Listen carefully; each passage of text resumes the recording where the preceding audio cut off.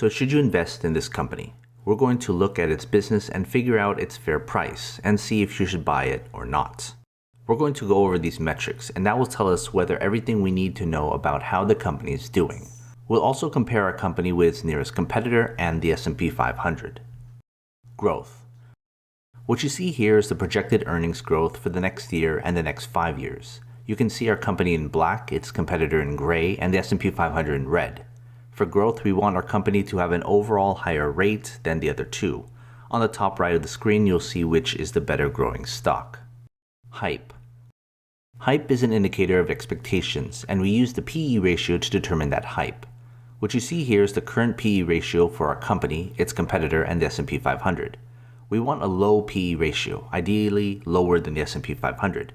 That means it's less hyped up by speculators. If there's no PE ratio available, that just means there's way too much hype for a company with no earnings. Efficiency.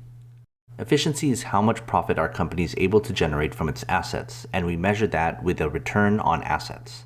For some companies like banks, we'll use return on equity. What you see here is the current ROA or ROE of our company, its competitor, and the S&P 500.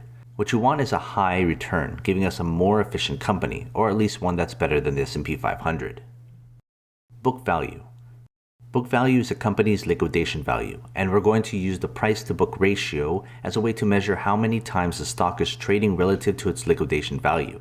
What you see here is the current price-to-book ratio of our company, its competitor, and the S&P 500.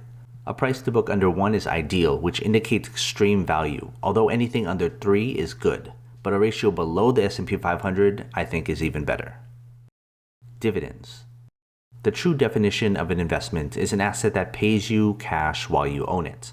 Unfortunately, our company doesn't pay out a dividend. Either all the earnings are being reinvested or the company doesn't make any money to pay out to shareholders. The ideal mix is a high dividend and a buyback yield with a low payout ratio.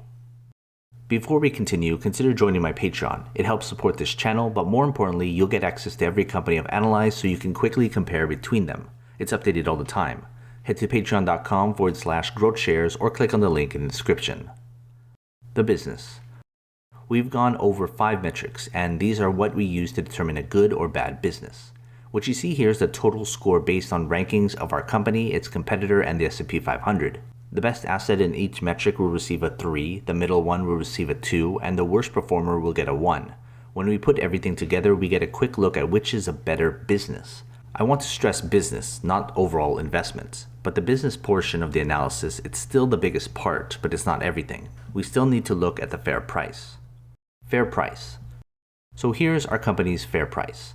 What you see here are 4 different fair prices, one from a consensus of analysts following the stock, one from Guru Focus based on a discounted cash flow model, Morningstar's fair price, and my fair price. The 5th price on the very right is the average fair price of all 4. The chart will tell us how over or undervalued the current price is relative to different fair prices. Feel free to take your pick of which fair price you trust more. Performance. If you only care about the stock returns, this part is for you. So let's see how our company's stock has performed year to date, over 3 years, 5 years, and 10 years versus its industry and the S&P 500. I'm not including this as part of my analysis, but I just want to give you a different point of view here, and that's how our company has performed as a stock.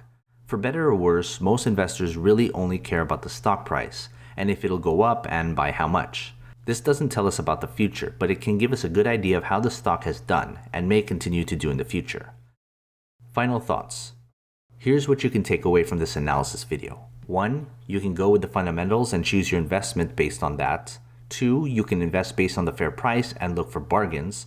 Or 3. You can ignore the first 2 and invest based on pure stock growth, riding the wave of hype. That way you can make a more informed decision on where you should put your money based on your preference and strategy. So remember to check out my Patreon. Your support is always appreciated. Invest wisely, and as always, take care of your money.